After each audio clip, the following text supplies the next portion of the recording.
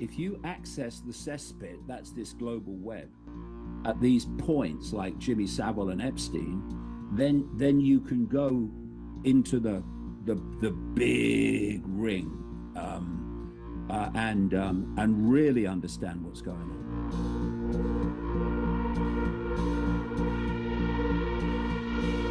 She's been convicted, she's in jail, and she knows where the bodies are buried, symbolically and literally. And so you got a problem. You know, he's out of the picture, but she ain't. Prince Charles is disgusted with him until they cut him off. You can't protect him anymore, or it's all going to come out. That's what's seeking to protect Andrew. And so one of the things that you find in Freemasonic lodges, particularly in London and the Metropolitan Police, is that key police officers are members of these Freemasonic lodges. And therefore, they will do what they can to serve the interests that the lodge wants them to serve. And of course, just as an aside, but it's an important one, is you've got criminals in the same lodge.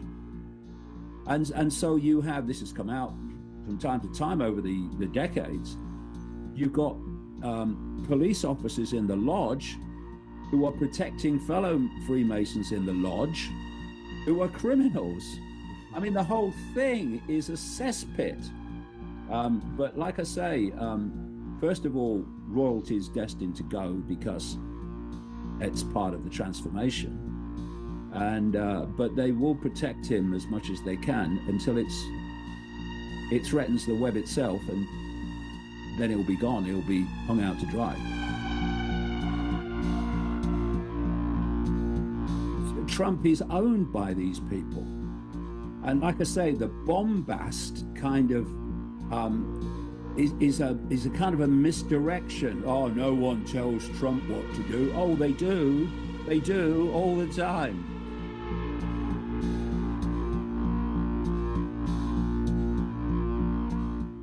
Out of all of the conspiracy researchers, it was David Icke who has woke me up the most.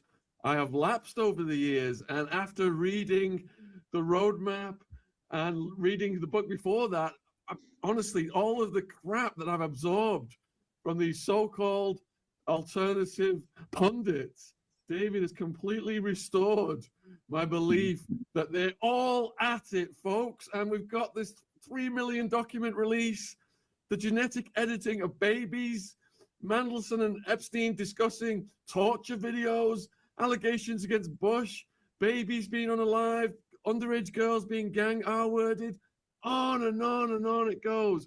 A complete vindication of David's work. So we salute you, man. I mean, you, since this came out, you must have been like, well, told you so.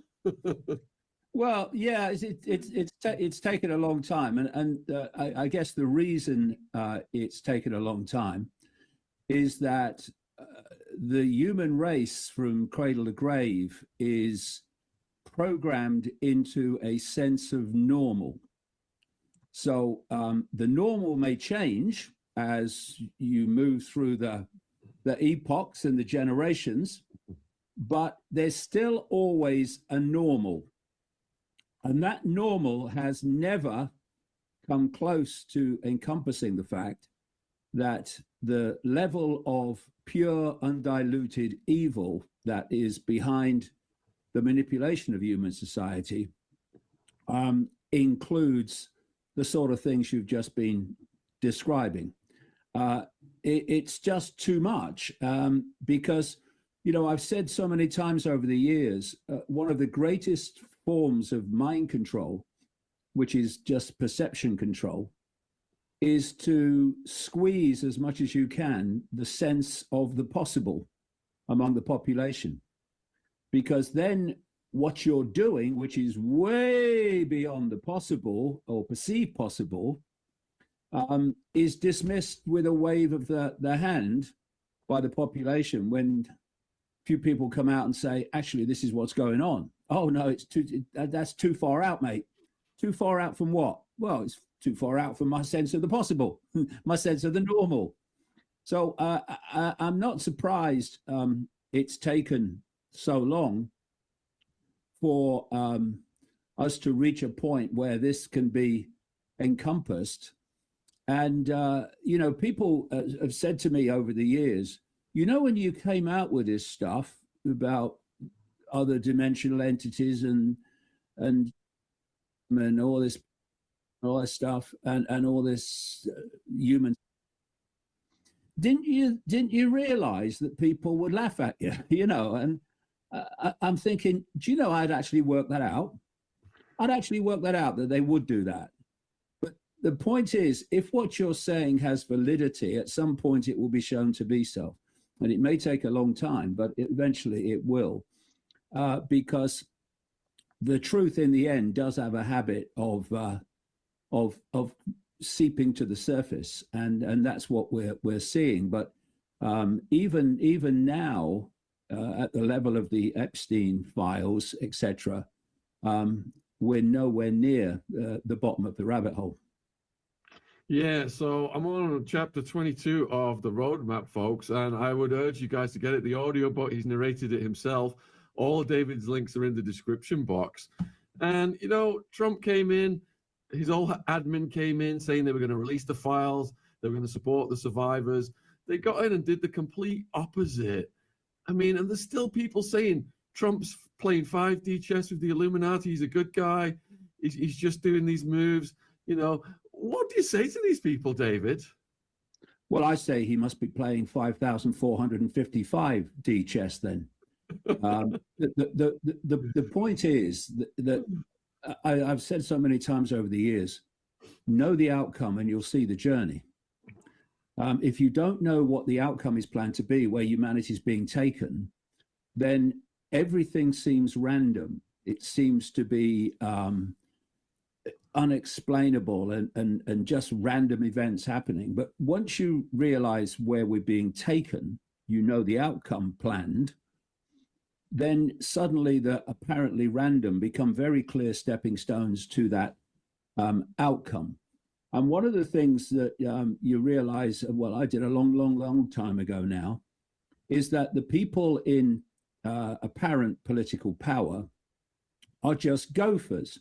I've said, if even at the level of Gates and Schwab and all these people, if you can see them, they're gophers. I don't care how rich they're supposed to be. Same with Musk and all these other people and Bezos. I don't care how rich they are or are claimed to be. If you can see them, they're gophers. And the real power does not put itself on public display. It hides in the shadows. It doesn't want you to know that it exists, because then you'll think that the people who have the titles of power are the ones that are calling the shots, and they're not. And so people are talk about presidents of the United States and prime ministers of Britain, gophers. And so you have this this drive, this direction to greater and greater dystopia that this, what I call global cult, has been orchestrating over a very vast amount of what we call and perceive as time anyway. And so when people come in like Trump and other people come in to support them like Musk, and you have people like Biden and Obama and the Bushes, etc., you know that the direction is planned to go in the same way. And so it doesn't matter what they tell you, because they're going to tell you what they want you want to hear, because it's real simple. You have a natural constituency, and that's the Bidens and Obamas. That's the so-called left or progressives. And the right has its natural constituency, which became known with Trump as the MAGA. And then you're battling for that bit in between that's going to get you over the line. So if you're going to get your MAGAs and your progressives supporting you, and that's the base you absolutely need if you're going to have any kind of political success, then you have to tell them what they want to hear. And funnily enough, Sean, this is going to stagger a lot of people. What you want to hear is not necessarily what they plan to do, right? So when Trump came on the scene in 2015, 2016, when he announced he was running for president, I said immediately, this guy's a fraud. He's a con man. He's been put in there to do a job. And he was facing like the best part of 20 people originally that were putting themselves forward for the Republican nomination for president through 2016. And I'm watching this, and I'm watching him fall away, and he's getting closer and closer, and then eventually he gets selected. And I'm watching this, and I'm thinking, this guy is planned to be president, because the way that all these people have just disappeared and fallen away and left him to it to become the Republican nominee, there's something going on here, and I think he's going to be president. And he was against Hillary Clinton, of course, and he became president. And one of the things I was pointing out is that because of his background, and if you look at his father's background, his connections to the ultra-Zionist in New York and so on, Cohn and this psychopathic lawyer that was his mentor. And then you see that his father had big connections to Benjamin Netanyahu when Netanyahu was in America. And you realize that this guy is beholding to this Israel part cult, and that he's going to give them whatever they want, basically as much as he can get away with. And so he came and did basically just that.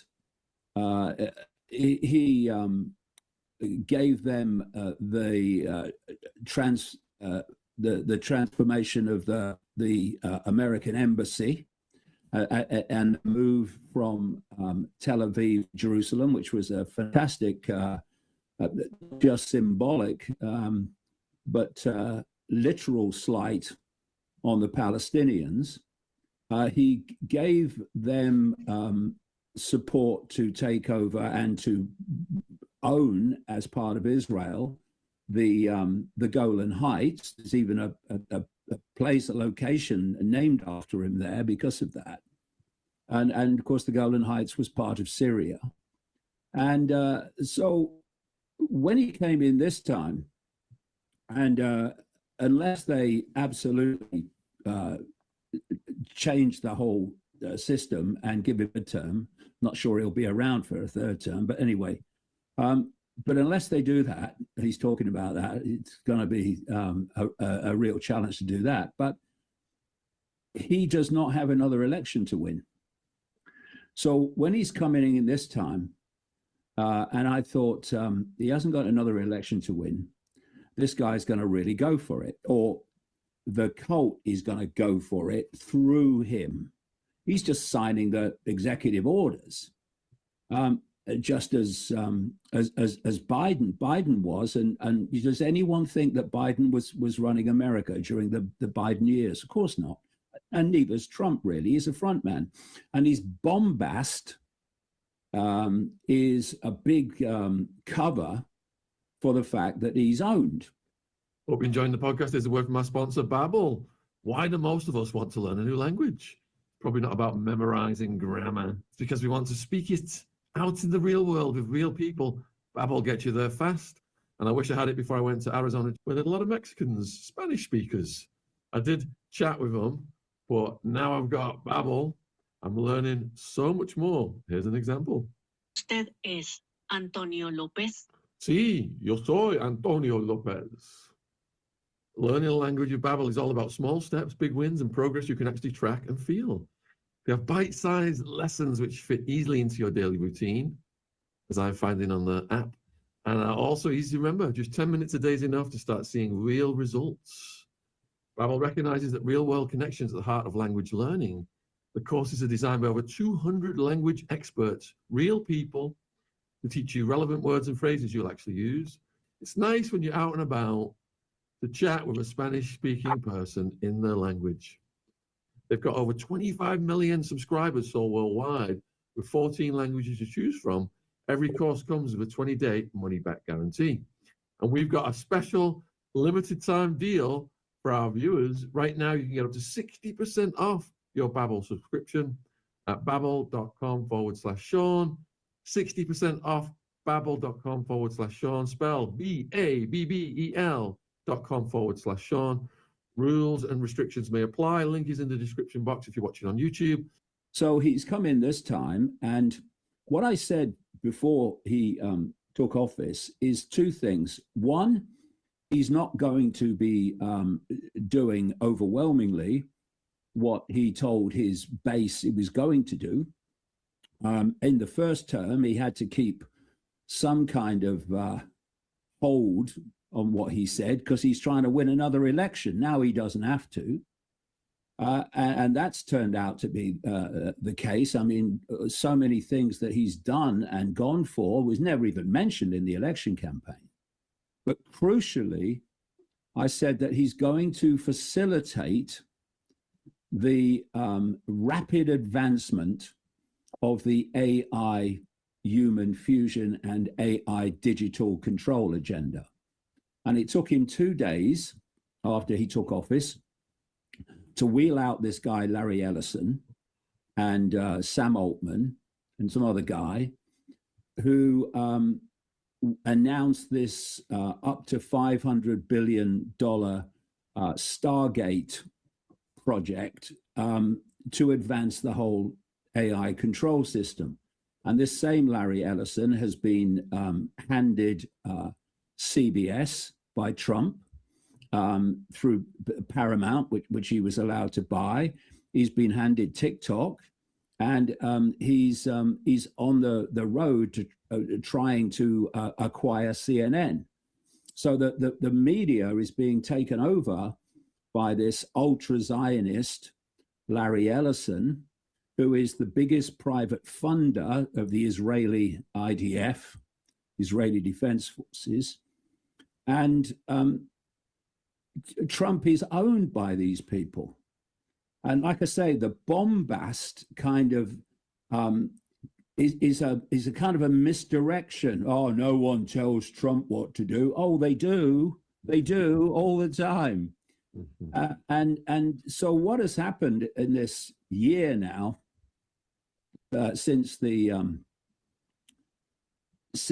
took office for the second time, is that he's not done what he said he would do, and he's gone against so much of what he said he would do, including the release of the Epstein files, which he's resisted till his knuckles turn white.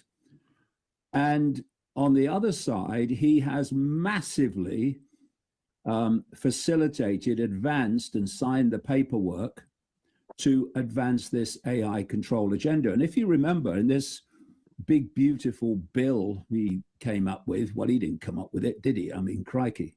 He doesn't read anything, apparently.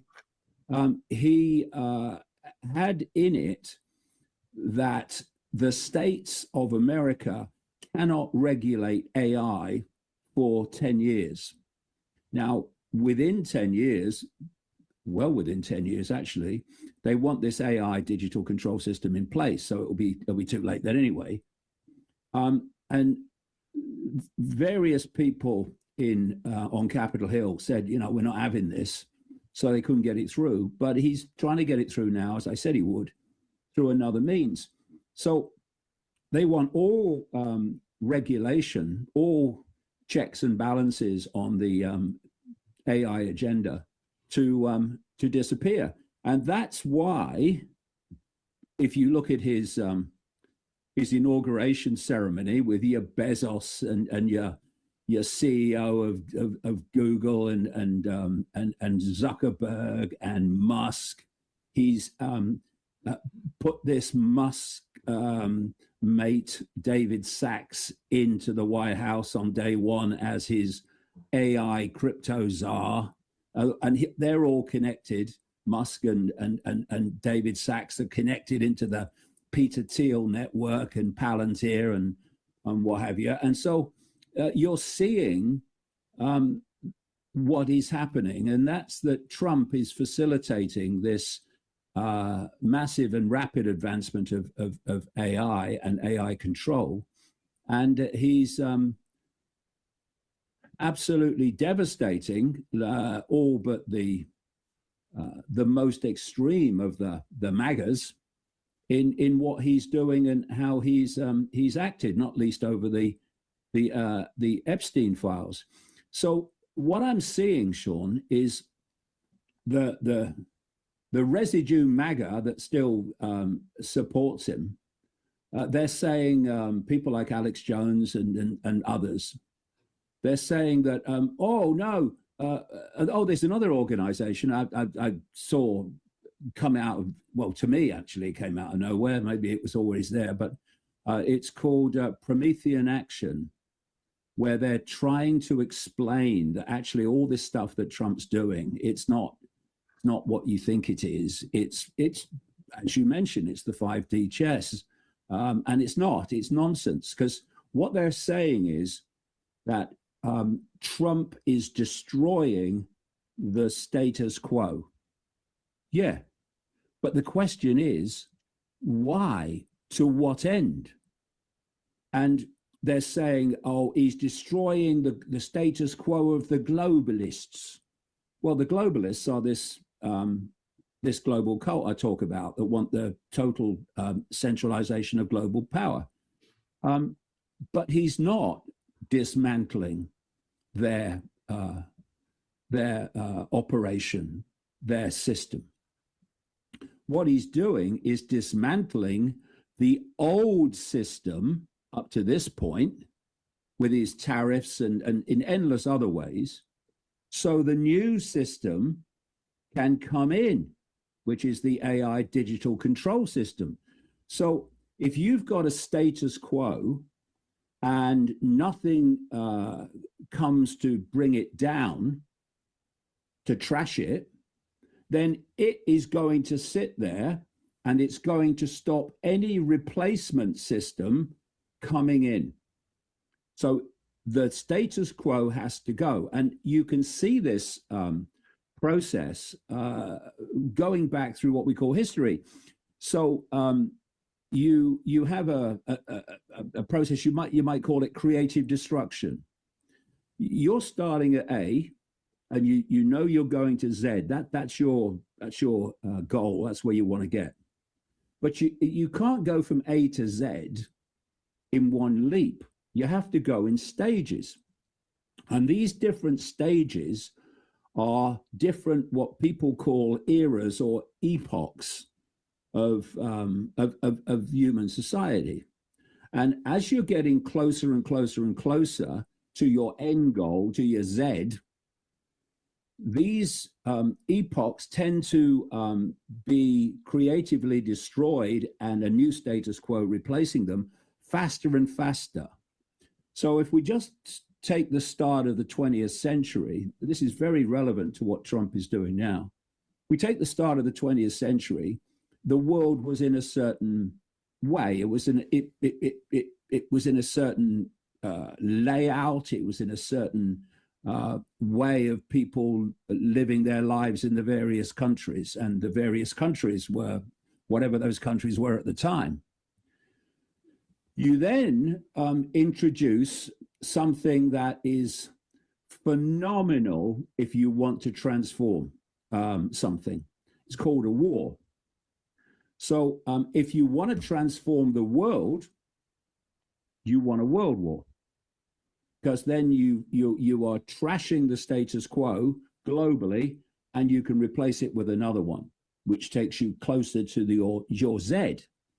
So we had the First World War, and it basically destroyed the status quo. So then that was followed by the Great Depression.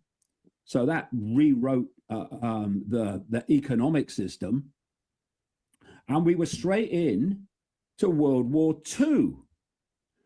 And that transformed the status quo after World War I and the Great Depression even further. And of course, after World War II, rather, as a result, you had the creation of the United Nations, a stalking horse for world government.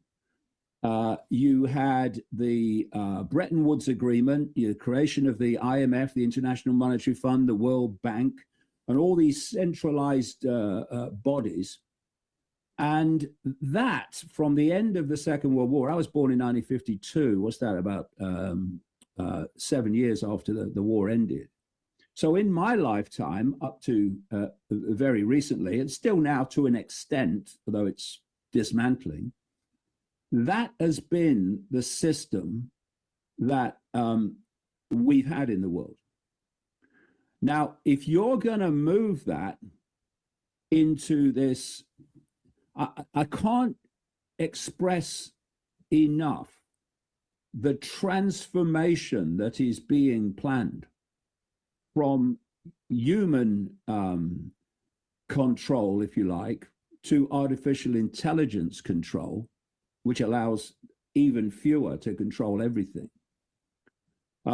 Then your current system has to go. And that's what we're seeing. So, you know, one of the things I've been pointing out over the years is that just because people fight each other politically and appear to be in opposition to each other politically, now some will be, some of the smaller, lower levels, but the key people, they overwhelmingly won't be. So what you've had is Trump making decisions and apparently being opposed by this guy, Carney, the Prime Minister of Canada, who was the head of the Canadian Central Bank and then became the head of the Bank of England. And he's into everything. This guy is cult to his DNA. So it's been played in the theater we call the public arena, that Trump is basically at war with Carney. But if you remember, at the last World Economic Forum event in Davos, not too long ago, you had Trump turning up, invited by the globalists like Larry Fink, head of the World Economic Forum, and BlackRock, this vast multi-trillion-dollar investment operation globally. And he was saying things, and he was kind of calling for the end of this and the end of that and what have you. And oh yeah, Trump's bringing down the globalists. And then you had Carney make his speech at the World Economic Forum, actually about the day before Trump. And what did he say? He said that what is happening is not basically a challenge to the present system. It's a rupture in the present system. And he went on to say that we shouldn't be concerned about that. We should embrace it, right? So exactly, you know, you've got one arm of the cult, one gopher of the cult, who is trashing. It's like a wrecking ball to the system, the current system. And then you've got all these other people, far more intelligent than Trump, who are bringing in this new system, which will make human control up to this point look like Mary Poppins. Why do you think Ghislaine Maxwell is still alive in light of what happened to Jean-Luc Brunel and Epstein? And why is she being rewarded with a soft prison and might even be getting out early? Well, you know, if you look at, I mean, there are many people that obviously think that Epstein's still alive somewhere. But if you take it on face value, we shouldn't take anything on face value. But let's in this case, they tried to defend him for a long, long time. They tried to watch his back. And then it got to the point, not least because these survivors weren't having it and weren't walking away, where there was a great danger in the court case that he would have been subjected to, that a heck of a lot would come out that that they didn't want to come out. Because, you know, as I've been saying over the years, this global cult, this global network of secret societies, fiercely compartmentalized, so most people in it don't even know the big picture. Its foundation, it's founded upon, for reasons we might get into, and so what you have every now and again is you have different elements of what is a global network come to the surface where it can be seen. So we have the Epstein situation. We had things like the Dutroux case in Belgium, where they put him away, but protected the rich and famous in Belgium from being collared. You had the North Wales scandal, which the lid went on.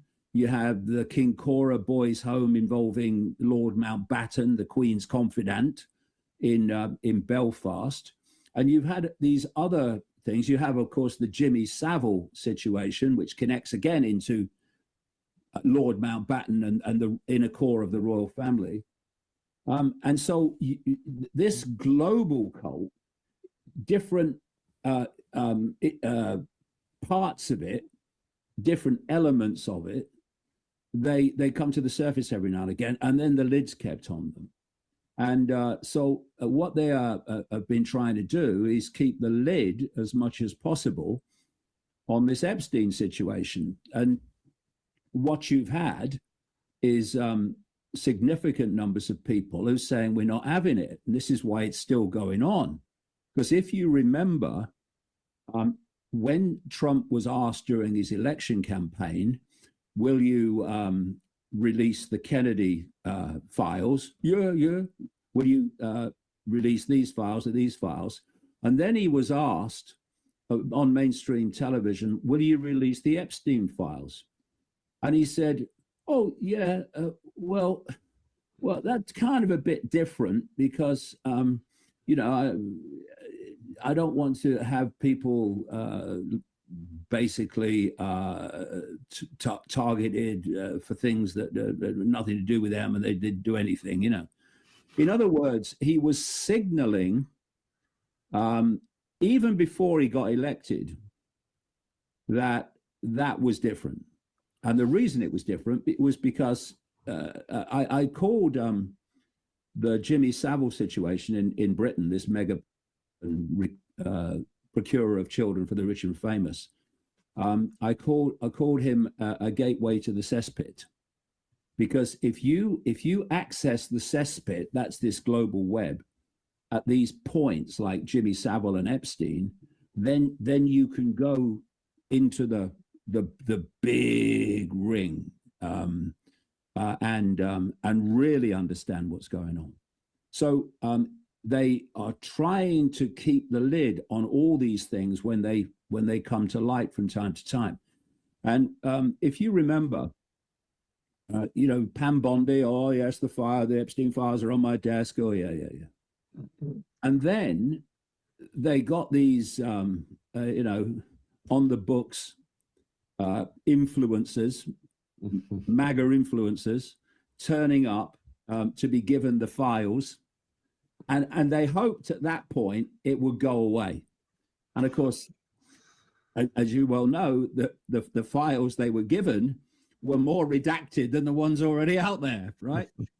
So you then had a problem because she's been convicted, she's in jail, and she knows where the bodies are buried, symbolically and literally. And so you got a problem. You know, he's out of the picture, but she ain't. And so they then send Todd Blanche, this personal lawyer of Trump, now the number 2 at the DOJ, down to is it Tallahassee in Florida, doing a deal with Ghislaine Maxwell. You keep your gob shut. Don't implicate Trump, and it'll all be fine. And we're going to move you to this, by comparison, ski resort in Texas, and that's where we are now. And the problem they have with Ghislaine Maxwell, even if they wanted to take her out, is that Epstein's already apparently being taken out in jail. Mm-hmm. So, you know, what was that? What was that famous play where the lady talks about a handbag? Basically, lose one handbag, understandable. Lose 2 handbags, and what are you doing? So if she went as well, it would be so blatantly obvious what has gone on, and would advance the whole what the hell is happening rather than shutting it down. And I think that that you know, Trump has been so desperate to move on from it, but fortunately people are not allowing that to happen, including more and more of his former support base. And this is nothing like over yet. Nothing like over. I mean, how can you say, Sean, that we're going to keep something like 3 million files from ever coming out, and you use the excuse that it's because of basically what I would say, the Satanism, the abuse, the really, really, really extreme stuff, murder, but you're not going to let that out. But that's what has to come out. Why are you redacting names in the files you have released to protect people who have written things that obviously we need to know who those people are, because they're still desperately clinging to the wreckage, trying to maintain some kind of protection of the information that the public need to know. And very clearly, if you're so reluctant to release these files, these documents, these emails, etc., but you do under pressure release some, and then under continued pressure you release some more, well, what are the documents that you're going to keep back until your knuckles turn white? The ones that are most damning and most extreme and impact most on the people you're trying to protect. And so we must not let these remaining files remain secret. And you know, they're all trying to move on. Nothing to see here, move on. Trump's tried it many times and failed. And then you've got what's come out already, mate. You've got, clearly Musk was not telling the truth when he said he was invited by Epstein to the island and he turned it down. Well, the emails that have come out in the second lot are showing that he was asking when the wildest parties were. And then you've got Howard Lutnick, the Commerce Secretary, in many ways a handler of Trump, actually, especially economically. And he said that because he lived next door to Epstein in New York, and he said that he went into Epstein's house and he saw the massage bed and everything like that. And he said, oh, this guy's terrible. And from that time, I had nothing to do with him. I think it was 2009 or something like that. I had nothing to do with him after that. And then the second lot of files come out and shows he was lying through his teeth. He had connections to Epstein, including going to the island, or talking about going to the island, long after he said that he cut all ties with him. So these people are lying. Now, why do you lie? To stop something coming out. What is there to come out? That's why we need these files, these remaining files to come out. Yeah, and we've got Branson, Bannon, Gates, all trying to boost Jeffrey's image after the conviction. Yeah. My question for you is, this tit for tat between Trump and the Clintons that we're seeing presently, is that just part of the clown show and the apparatus is ongoing and protected, the apparatus that was funded by Wexner and Leon Black, for example? Well, first of all, you look at the pictures going way back of the Clintons and Trump. They weren't enemies, were they? And they were close friends, really.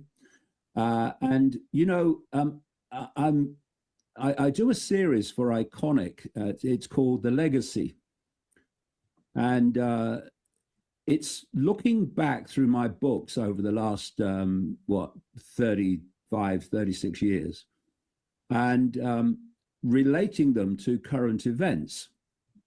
And funnily enough, that I'm talking to you today, because I'm going to record another legacy show tomorrow, and yesterday I was putting it together, and I'm going to do it on the Clintons, both of them, and the Bushes, and the Mena airstrip in Arkansas, and the connections they had, and how the Clintons and the Bushes, that were supposed to be political enemies, were thick as bloody thieves. They're not actually literally thick as bloody thieves, because they were running drugs through the Mena airstrip, and an enormous number of people, known as the Clinton body count, are no longer with us as a result of knowing things about them that they didn't want to come out.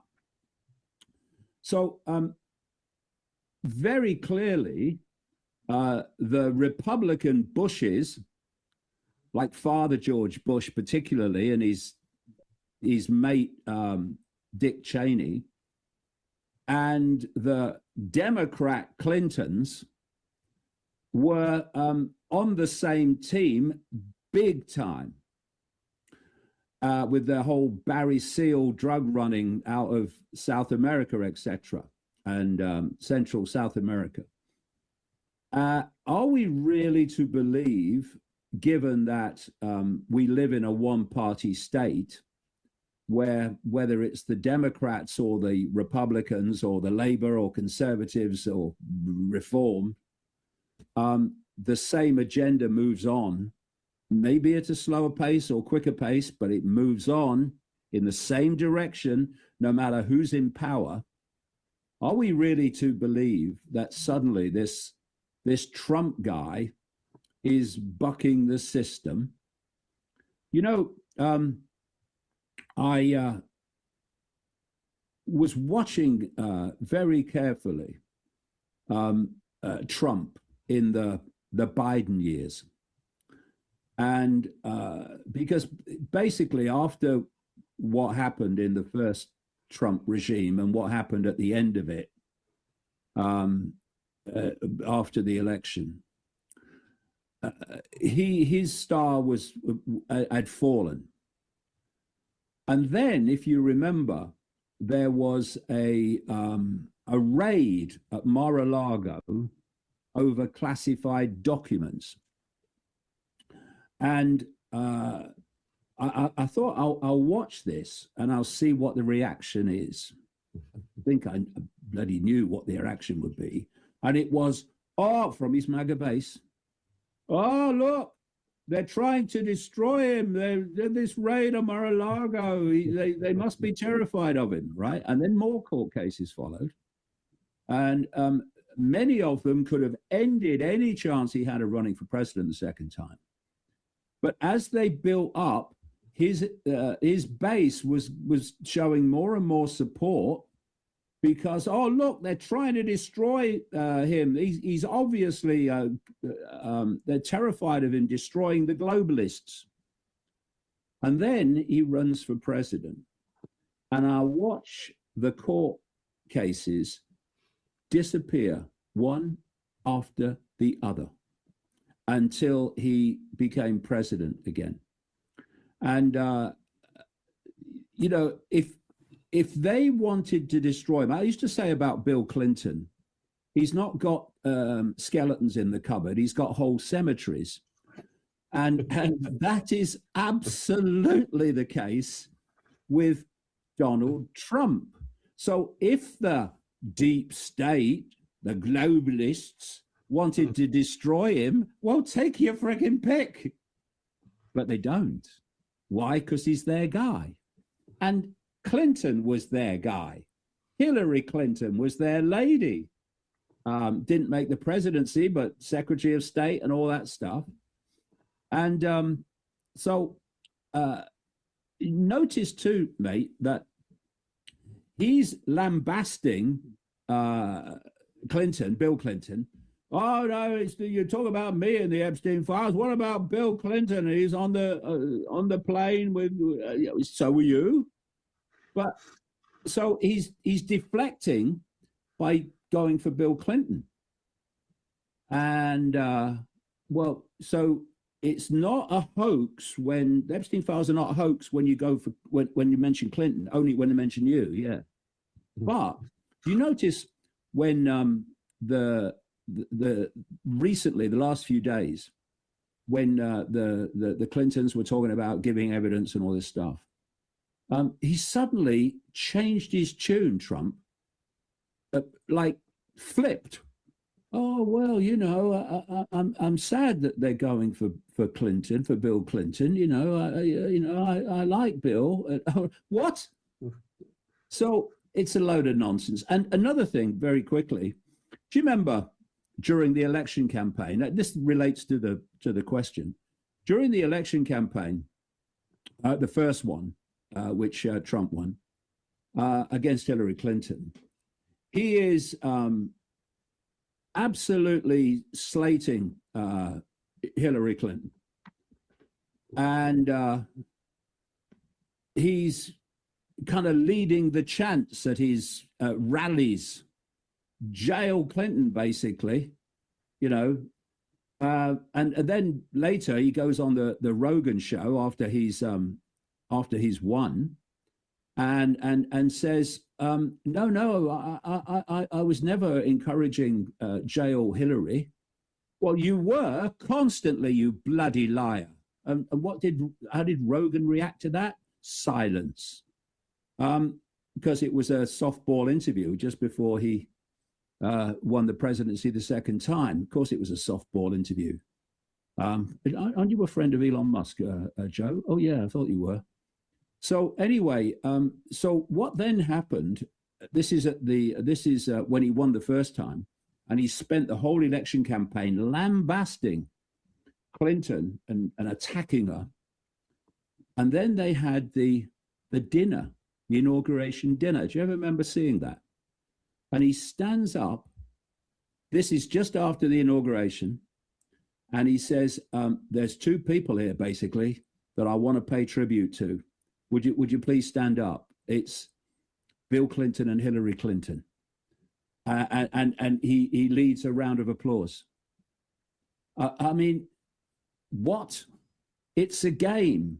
It's theater, and they both have an interest in the Epstein files going away.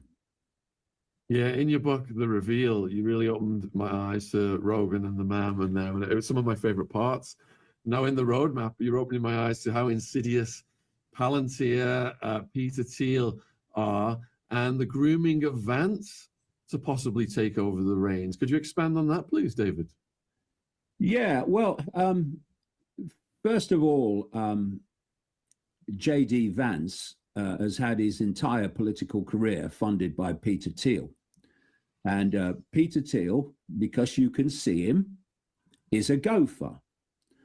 He's a rich gopher, but he's a gopher. And his role with Palantir, which was seed funded by the CIA, by the way, is to install this mass surveillance control system. And of course, J.D. Vance, who's had his whole career political career funded by Peter Thiel, he's an anti-globalist, and he's vice president to Trump, who is an anti-globalist and has been giving contracts galore to Palantir and Thiel to introduce the surveillance, etc., system, AI system, into American society. Well, it just so happens that Peter Thiel and another founder of Palantir, Alex Karp, are both on the steering committee of the globalists to their DNA Bilderberg Group. So it's all a nonsense. It's all theater. And so you had this situation after the assassination attempt on Trump. The one thing I will say for Trump, to be fair, is he's got the fastest healing ears in human history, right? So, I mean, please. Anyway, within an hour of the assassination attempt, where they got a bit of a kid who was he was in the rifle club at school, and they threw him out because he was useless. And they got him to try to kill Trump instead of a master marksman that wouldn't have missed even by that much, you know. So anyway, I mean, what are the statistical chances of that? I mean, yeah. Anyway, what happened was that within an hour, Musk has gone public that he's supporting Trump, and he put kind of $250 million, was it $250 million, $300 million into the Trump campaign. And very soon afterwards, the oligarchs all came on board. Your Thiels and your Mark Andreessens and your other people in this, David Saxes and these other people who circled the wagons around Trump. And so all the way through that period to the rest of the election, basically the X platform of Elon Musk was a Trump propaganda arm. It's now a AI human fusion, human AI control system arm now, constantly banging out the propaganda. But Trump was being brought forward to do what I said earlier he would do, to get elected on the back of all this. Of course, the assassination attempt. Oh, you see, Mar-a-Lago with the classified documents and all these court cases, and now they're trying to kill him. Oh my God, yeah, he's our man, right? So anyway, but very quickly after the assassination attempt, Musk and Thiel are, well, obviously Thiel, are pressuring Trump to have J.D. Vance as his running mate. And, you know, there was, I read a media article where they were listing a series of names who were likely to be the ones, one of them Trump would pick. And I saw J.D. Vance. And I said to people around me, that's the guy who's going to get it, because he's Thiel's gopher, right? So then he goes off just after the assassination attempt to the Republican convention, heralded as this returning hero with a bit of white tape on his head, or gauze on his ear, rather, and announces that, yes, J.D. Vance is my running mate. And of course, if Trump fails to complete the term for any reason, cognitive, physical, scandal, then J.D. Vance is going to take over. Yeah, and we saw Erica Kirk. Let's all vote for J.D. Vance. We're getting near the hour, David. I've just got 3 more questions I'd like to get to you. Okay. I think the viewers are going to be really interested in these. Yeah. So the first one then, we've seen this photo of Prince Andrew on all fours, looking like a demon-possessed canine hovering over this girl.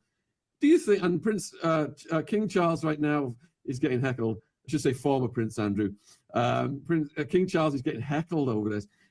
Do you think this could destabilize or cause the end of the monarchy? Well, that's an interesting question, because I've said in some of my previous books that the monarchy is on borrowed time. And I was saying that once the Queen has gone, then the whole thing will start to unravel. Not necessarily tomorrow, but over a period it will unravel. And then you go, well, hold on a minute, but the royals, aren't they all part of it? Well, yeah, but we go back to the whole thing about, if a status quo continues, it will stop what you want to replace it coming in. This great reset of human society is so vast and so total that although the bloodlines of royalty have served the interests of this cult magnificently over the centuries and beyond, they have no part to play in this new great reset system as royalty. So what happened, for instance, when royalty was everywhere, is that there came a point where the population, at least vast tracts of the population globally, still not in Britain, or the Netherlands or Sweden or Norway, Spain, but across the rest of the world, they started to reject royalty on the basis of them being ruled by, in effect, who had sex with who in what order. Inherited rule just because of you're from a particular family.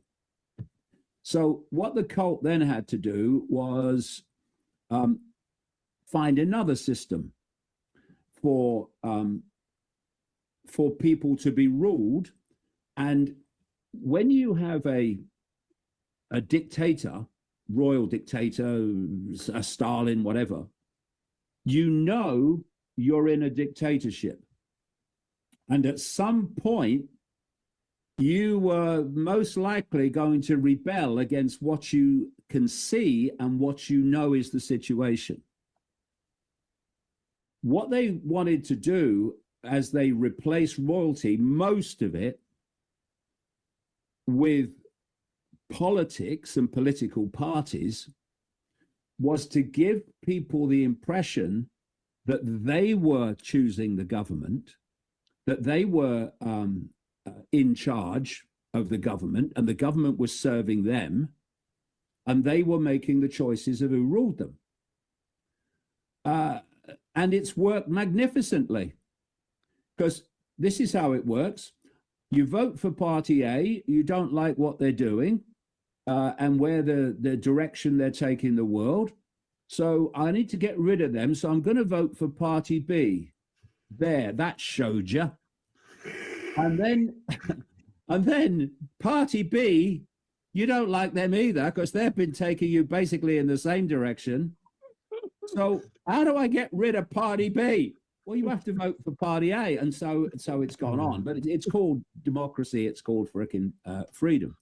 So the key is you have to have a focal point through which the population between elections, and you basically control all their choices anyway,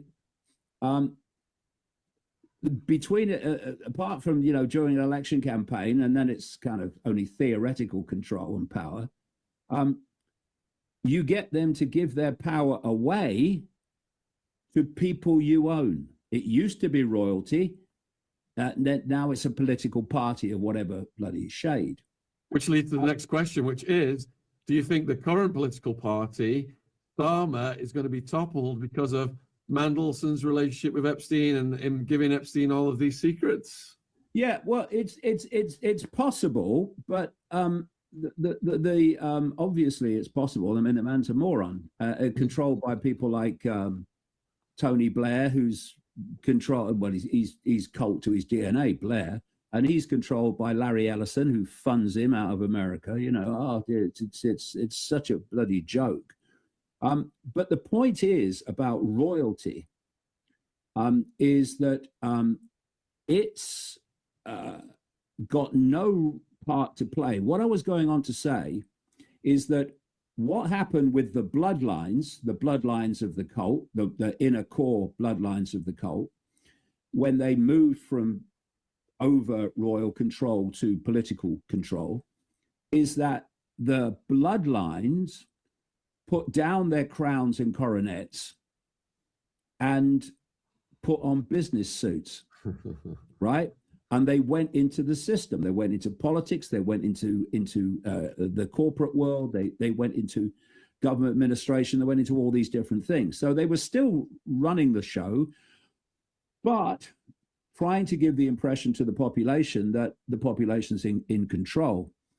And so, although, like I say, these royal bloodlines of the cult are going to be replaced because this great reset demands it, they won't cease to play a part. They'll go into these other areas of control and carry on under a different guise. And so I do see royalty coming down. And I actually have to bloody smile, Sean, when I'm seeing headlines like Prince Charles is banishing the former Prince Andrew to Norfolk and putting him away so that people don't see him anymore. He's out of London, he's out of Windsor, and all that stuff. Prince Charles is disgusted with him. Oh, really? Was Prince Charles, now King Charles, disgusted with Jimmy Savile? The Jimmy Savile that was brought into the inner core of the inner circle bosom of the British royal family in the 1960s, when he was just a disc jockey and some BBC personality. When he was brought in there by his own words by Lord Mountbatten, a confidant of the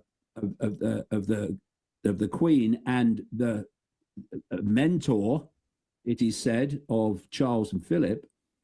And Lord Mountbatten was a known paedophile, involved in things like the Kincora boys' home in Belfast. And the documents have come to light, even FBI documents that are basically pointing that way of what he was. And so Savile, who then becomes from way before the 60s and the bosom of the royal family, a mega paedophile, also a Satanist, and a necrophiliac, like sex with dead bodies. That's why he was constantly volunteering to be a porter at Leeds Hospital, gave him access to the mortuary. I mean, this is the level we're talking about, the people running this bloody world, and these are just the gophers. What are the inner core like? And all the way through, Savile was a friend of Prince Philip until they had a big row and fell out. And right to the end of his life, he was a pal of Prince Charles's was. So one of the things that never came out about Savile, which is in my books, like The Perception, Deception, etc., is that he was a procurer of children for the rich and famous. He did the same for people like Ted Heath, the former Prime Minister of Britain, that took us into the common market that became the European Union. And so he's in the inner circle of the British royal family all the way, all these decades, and he's a procurer of children for the rich and famous. Hello? And then you have this connection to Epstein, another expression of this global web, by the former Prince Andrew. And now you have Prince Charles saying, oh, you know, I'm going to banish Andrew. You know, no, you know why you're doing it, mate, is because you're trying to save the royal family from collapse on the basis of the cesspit that the royal family is and has always bloody been. That's why. And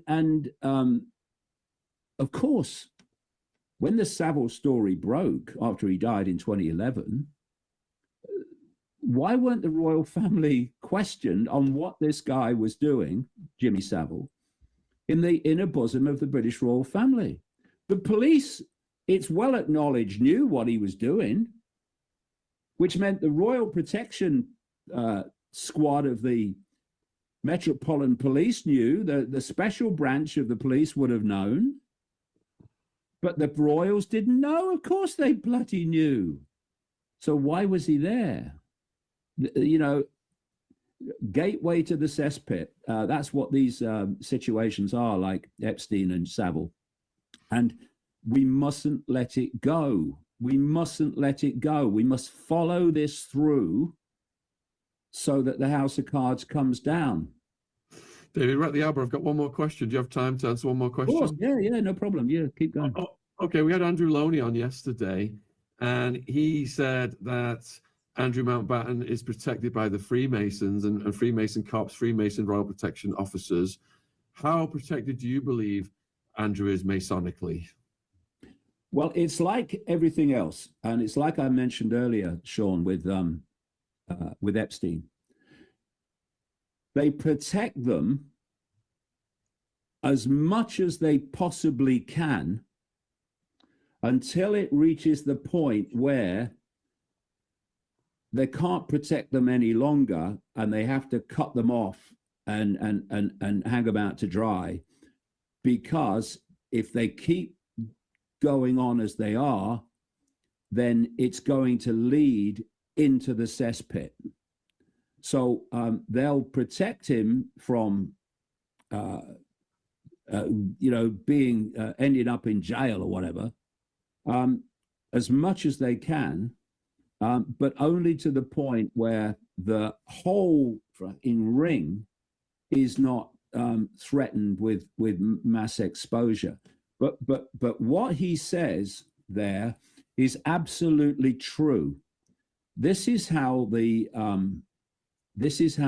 global cult works. You have the spider, as I call it, and it's sitting at the center of a global web of secret societies, semi-secret groups, and things that we see, organizations and institutions that we see, governments, government departments, government agencies that we see in the public arena. And they're all part of this web, but they're all fiercely compartmentalized. So most people in them don't know what they're part of. And even at the more inner level, don't know the true extent of what they're part of. So the spider are entities in another dimension of reality, known as the astral dimension, which interpenetrates this one, because we can only see a tiny band of frequency. That's all we can see. Infinity exists in the same space I'm sitting in, but this biological computer, as I call it, will only decode into a visual reality a tiny band of that infinity. It's called the human world. I mean, the people talk about, oh yeah, we understand the conspiracy, it's all political, and no, that's the way it plays out on one level.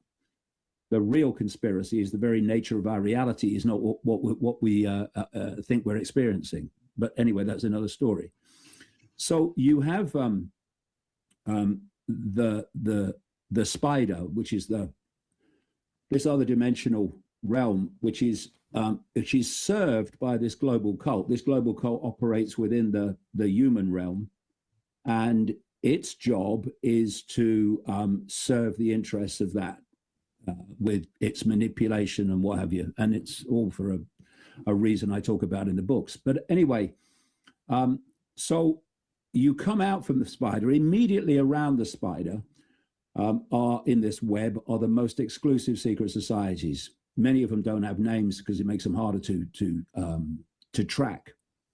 And then you come out from that really exclusive level where they will know the big picture into the fiercely, again, compartmentalized secret societies that we do know about, like the Freemasons and the Knights of Malta, the Knights Templar, the inner core of the Jesuit order, Opus Dei, and so many. I mean, there's so many of them, it's unbelievable. But they have an interlocking mission control, which most of the memberships of these organizations, these secret societies, don't know exists. And so the idea of these secret societies in the hidden part of this web is that they are bringing the agenda dictated by the spider out through these secret societies. And then you reach a point in the web, which I call the cusp, where the hidden part of the web meets the seen part of the web. And that's where you find the World Economic Forum, the Bilderberg Group, the United Nations to inner core to a large extent as well. You have the Club of Rome, which was created in 1968 to use environmental concerns, made up or otherwise, to justify centralization of power, and all these other different organizations like the Trilateral Commission, the Council on Foreign Relations in America, etc. And also in this cusp arena, you have the endless non-governmental organizations, NGOs, many of the most prominent ones funded by the Soros family, and you have think tanks galore, which are also compartmentalized in terms of knowledge. And the job of the cusp is to take the agenda from the hidden, ultimately the spider, and play it out in government policy, corporate policy, social media, Silicon Valley policy, Israel policy, World Health Organization policy, etc. And so you come out into the world of the scene and you see all these apparently random organizations with different roles. And most of the people, the great majority of the people within these organizations will think that that's what they are. But if you go deep enough in these organizations, whether it's Silicon Valley or World Health Organization or the big pharma cartel, what governments, government agencies, you reach a point where they attach to this web. And at that point, they're all expressions of the same organization. That's why if you go deep enough into British intelligence, the CIA, Mossad, etc., you are looking at one organization. Whereas most of the people working for these agencies, these intelligence agencies, think they are working independently. At that level, the web level, they're one organization. So you look at that great, massive web, and one of the expressions of the hidden are the Freemasons, and the Freemasons are, they are obviously compartmentalized in degrees. And what are these degrees? Like the 33 degrees of the Scottish Rite, they are levels of knowledge, degrees of knowledge. And you only get into the next level higher if that level thinks you are worthy of it. And the vast majority of Freemasons in the world are in the bottom 3 levels of degree. And even when you get to the top level, like the 33rd degree of the Scottish Rite, there's another level above that, which most of the Freemasons have no idea exists, where only the really chosen are allowed into. And so you have this web that connects into the media. It owns the bloody media. It connects into all these different institutions, into law, into the police, law enforcement in general. And so what you have, and this massively applies to the Epstein situation, is you have the global web that is founded upon, in other words, doing it, but they also own all the agencies or control all the agencies that can cover up the fact that it's happening at all. So that's the kind of web that will be, until they cut him off, we can't protect him anymore, or it's all going to come out. That's what's seeking to protect Andrew. And so one of the things that you find in Freemasonic lodges, particularly in London and the Metropolitan Police, is that key police officers are members of these Freemasonic lodges. And therefore, they will do what they can to serve the interests that the lodge wants them to serve. And of course, just as an aside, but it's an important one, is you've got criminals in the same lodge. And so you have, this has come out from time to time over the decades, you've got police officers in the lodge who are protecting fellow Freemasons in the lodge who are criminals. I mean, the whole thing is a cesspit.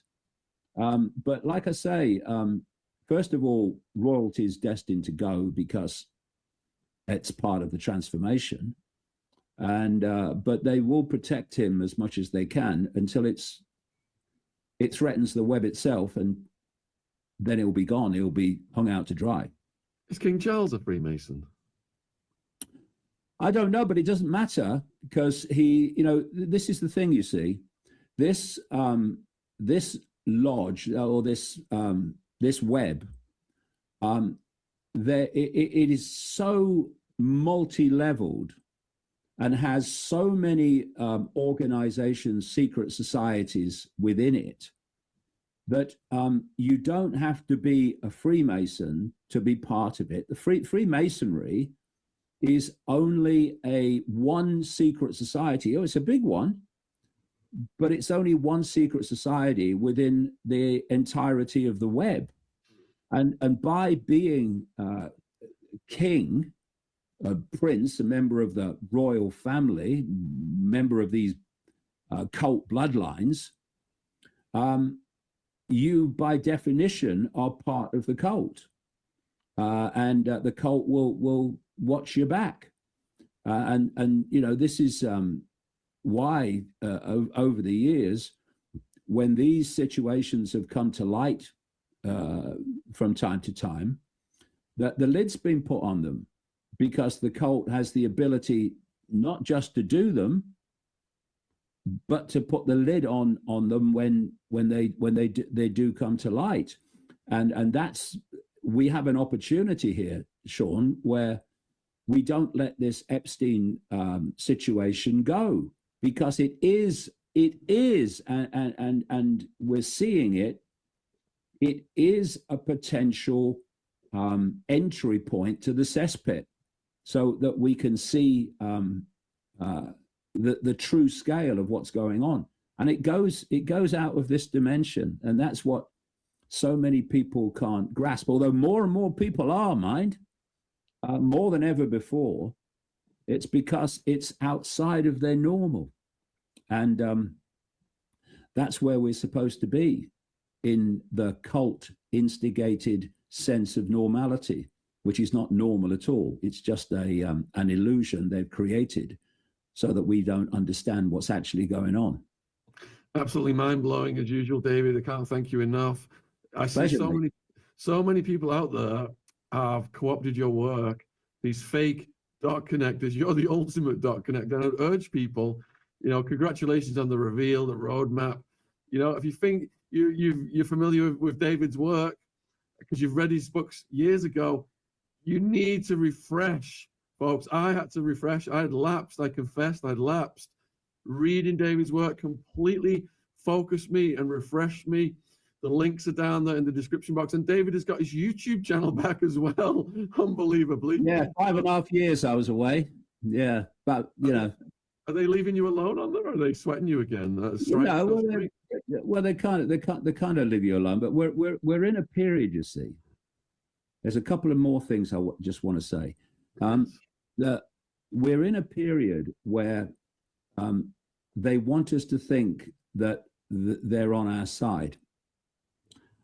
So you look at Musk, who's come in, the deep state that owned Twitter, somehow controlling at the time who was on it and who wasn't. They somehow came to the conclusion that they were going to sell it to a free speech absolutist, alleged one anyway.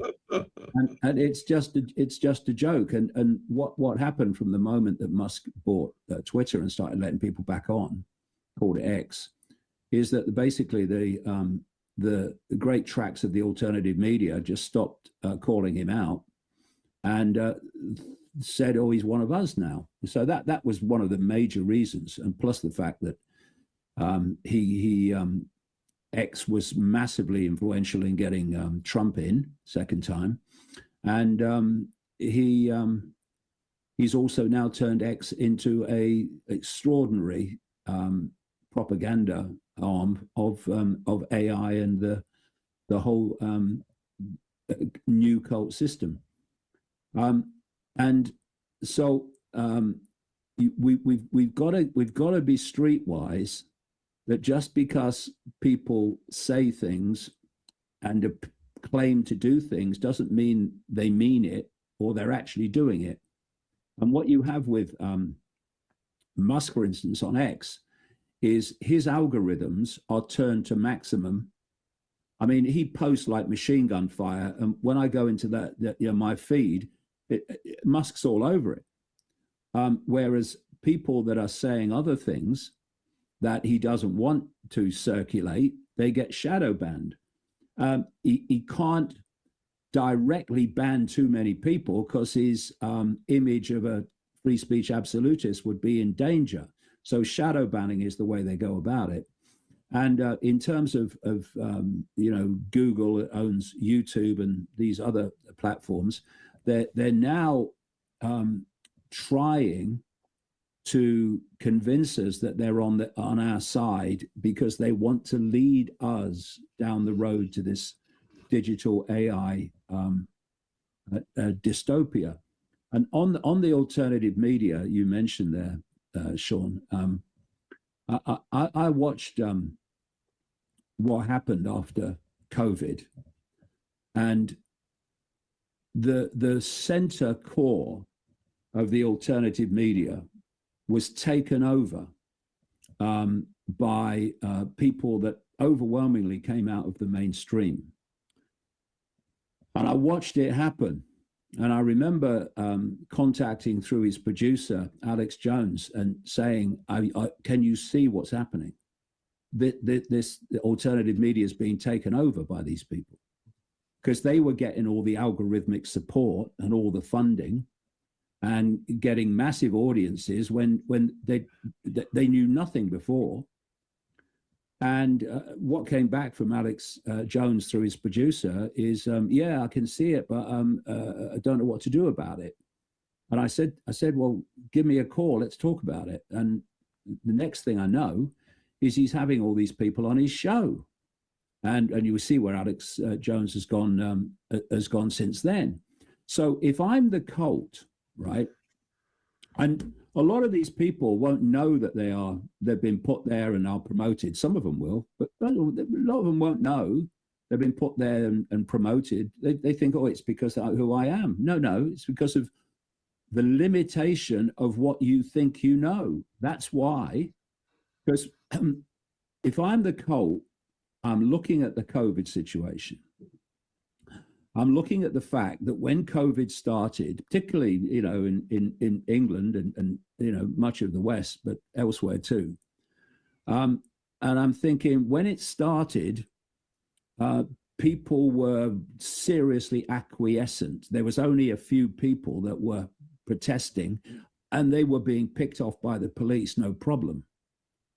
But by the time this had moved on, I was walking through the streets of London with like 100,000 or more people.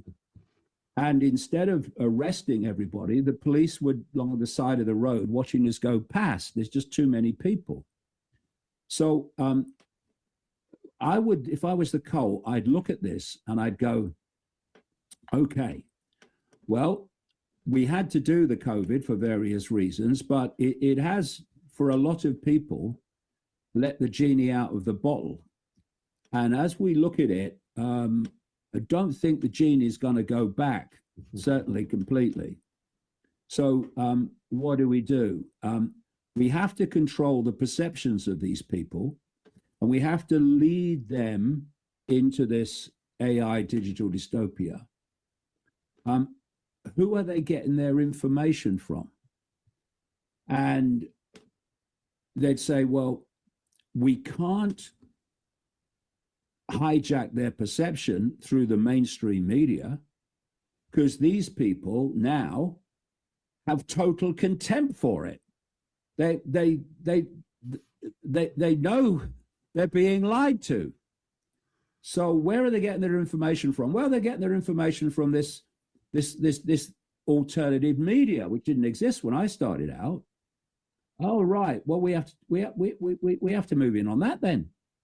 And then I saw all these people coming out of the mainstream who hadn't spoken about anything. A lot of them had just bought the whole COVID thing and the vax, and suddenly they are at the center of everything. And I'm looking from my own point of view, just at journalistically. If I'm Joe Rogan and I'm Tucker Carlson, and I'm genuine and I'm really seeking out what's happening, I'd say, well, who's been doing this all this time? We need to talk to them. And I've been doing it now in 36 years. I'm coming into, and you say, well, we've got to get him on at least once, and see what he's got to say about all this and what have you. But neither of them have. They refuse to have me on. And what we've got, Sean, is basically the cult has made this judgment. We can't put the genie back in the bottle, but what we must work on is stopping the bottle getting any bigger. So we'll put our people in there who basically see the world in terms of the five senses and the world only of human.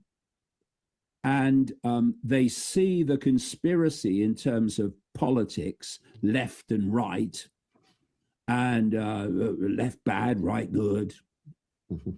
And we're going to get them to focus the attention of the pushbackers, the people who have started to awaken to the fact that there's a conspiracy. We're going to get them to focus their attention on this arena. So in effect, they were in that prison before, and now they're in that prison, but they're still in a prison, so that's good. And what we don't want to do is get them to continue to expand their minds and see the scale of what's going on, because that's where the frickin' answers lie. We don't want that. And so I look at these people, mate, who've come into the alternative media, as it's called, and have basically taken it over. And, you know, people have been around for 5 minutes, have come out of nowhere, been on Twitter since 2023, and suddenly they're everywhere, and Rogan has them on, Carlson has them on, but won't touch me with a barge pole. Now, journalistically, as you well know, that's ridiculous. When someone's been doing it for 36 years, you have them on, not necessarily to say, oh, I agree with them, but to say, what's this guy got to say? This has got to be interesting. You've been doing it for 36 years, but they won't touch me with a barge pole. And that's that says a massive statement. Not that I need them anymore, to be honest. Yeah, last time you were on, my viewers were messaging Rogan and about getting you on, and complete stonewall. Yeah, complete stonewall. And it is. And I'll tell you a very strange thing that happened recently. Out of nowhere, Jamie, my son, he had an email claiming to be from the booker of Joe Rogan, the guest booker. And the name he gave played out. It is a booker of Rogan.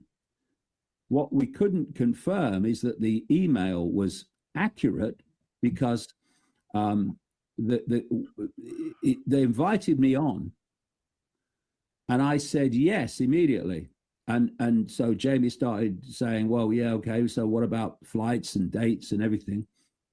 And then within 2 days, this booker came back and said, oh, no, sorry, we've had a bit of a problem, and it's to do with this, that. I was nonsense, baloney excuse. So we've got to withdraw the invitation. So I don't know what's happened there, because, you know, we made contact again saying, you know, explain really what this is all about, and you know, can you give me confirmation that you really are the booker, etc. And never got an answer. So whether they thought, oh, we've got to have this guy on, because you know we're under too much pressure not to now, and then but if we ask him, he'll probably say no. And I said yes immediately. And the thing was withdrawn. So I don't know what went on there, to be honest. But maybe they thought I'd say no. I wouldn't. I'd jump at it. Same with Carlton. But well, it shows who's over the target and who's not. Absolutely mind blowing, as usual. David, viewers, all of David's links are in the description box. Please support his important work. Like I said, the roadmap, the reveal. Check them out, and let's see how this develops. Let's see if any more files come out and where it progresses from here. So we salute you, David, for being the ultimate dot collector, and thank you for your time. All right, mate. Thanks, Sean. Pleasure. Cheers.